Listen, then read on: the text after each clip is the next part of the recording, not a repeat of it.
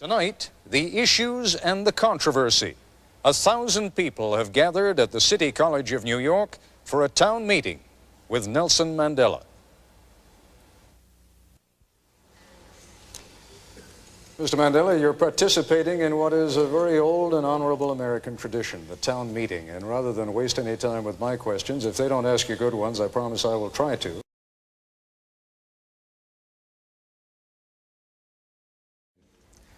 Those of us who share your struggle for human rights and against apartheid have been somewhat disappointed by the models of human rights that you have held up since being released in jail.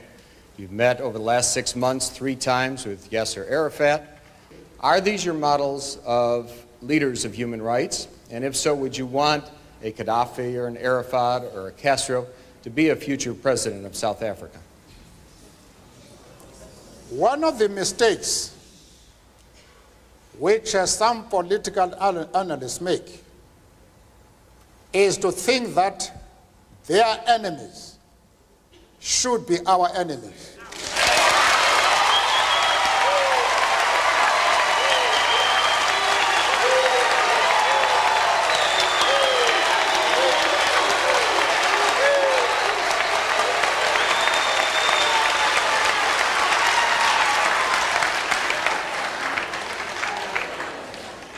Our attitude towards any country is determined by the attitude of that country to our struggle.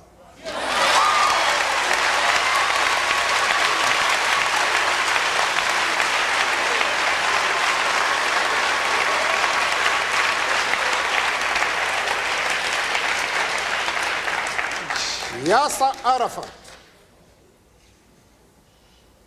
Colonel Gaddafi, Fidel Castro support our struggle to the hilt.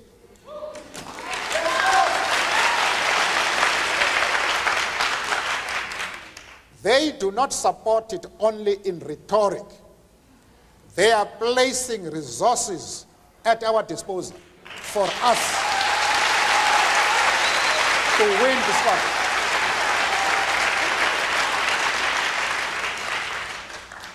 That is the position. Mr. Mandela, as I mentioned to you before the program, we also have some distinguished guests sitting behind us, one of whom, Mr. Henry Sigmund, together with 2 other Jewish leaders, came to Geneva to visit with you precisely because they were so concerned not only by the kind of thing that you just said before the break with regard to Yasser Arafat, with regard to Libya's Colonel Gaddafi, but also because of the support that you seemed at different times to give to the PLO. I would like to ask Mr. Sigmund to stand now for a moment and pose whatever question he would like directly to you. Mr. Sigmund? I think I would be dishonest if I did not express profound disappointment with the answer that Mr. Mandela gave to the previous question, because it suggests a certain degree of amorality.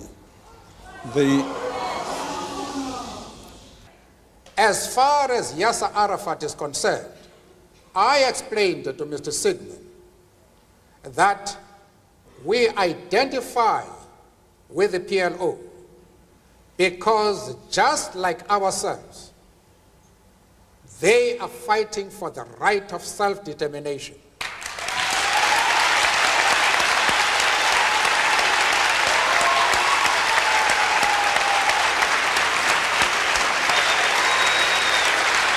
Mr. Mandela,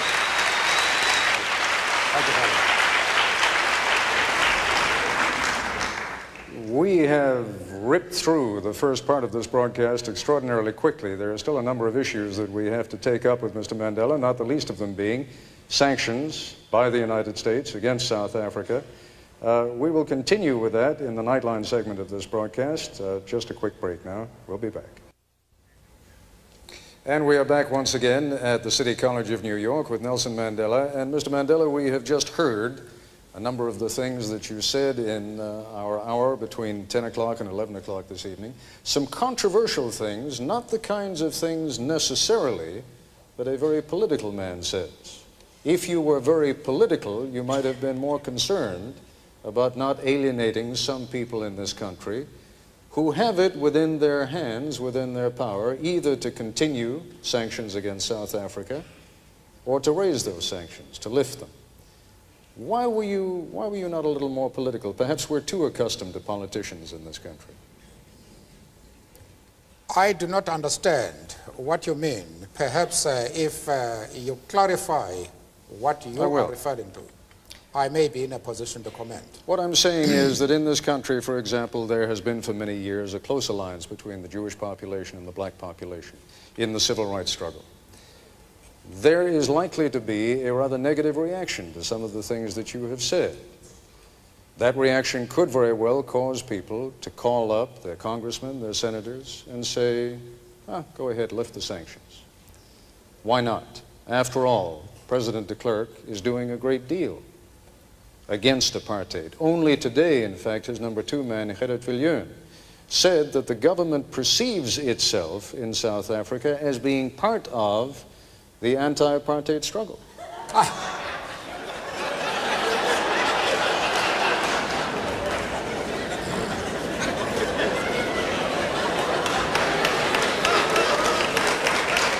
As far as the Jewish question to begin with, I have had discussions at my own initiative with prominent Jewish leaders to straighten out this affair.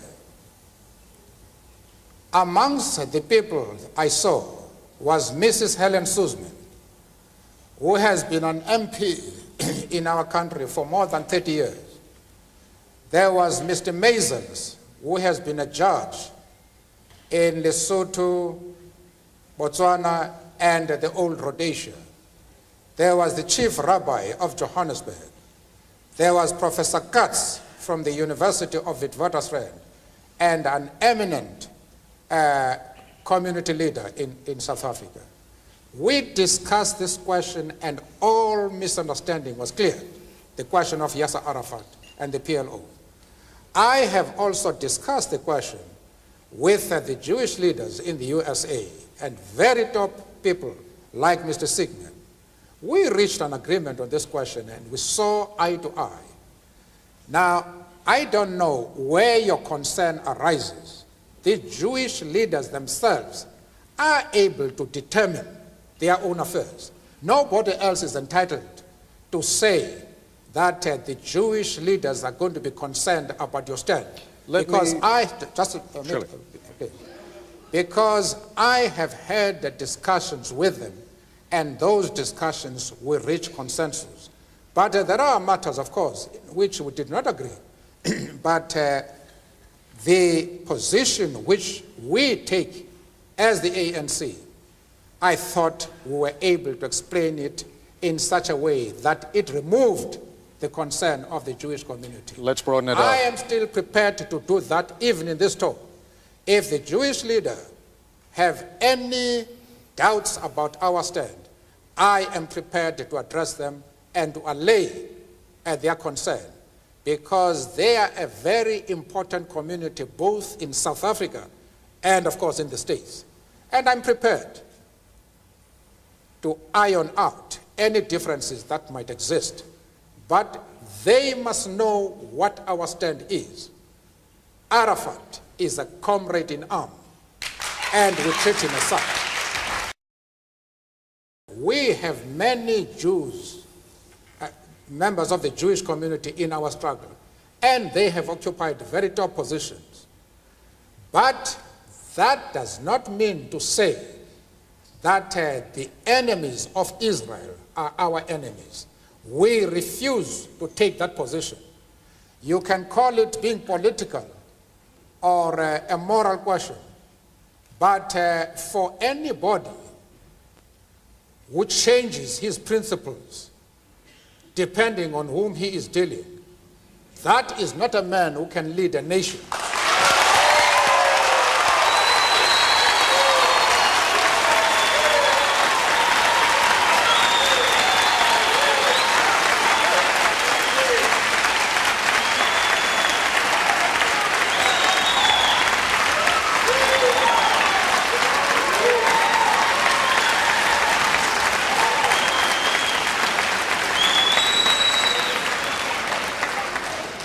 Apparently,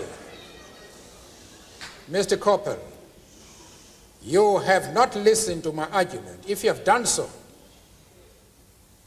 then you have not been serious in examining it. I have replied to one of our friends here that I have refused to be drawn into the differences that exist between various communities inside the USA. You have not commented that I am going to offend anybody by refusing to involve myself in the internal affairs of the USA, of the USA.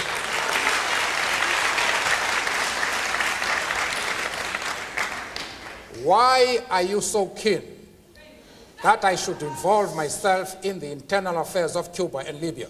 No. I expect you to be consistent.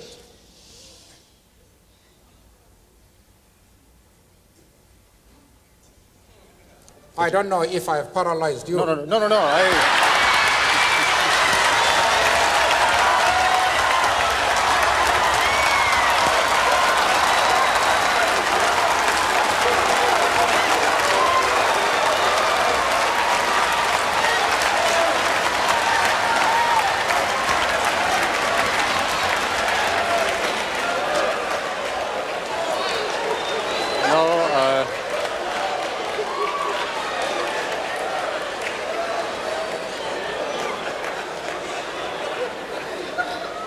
I'm Hasibonanga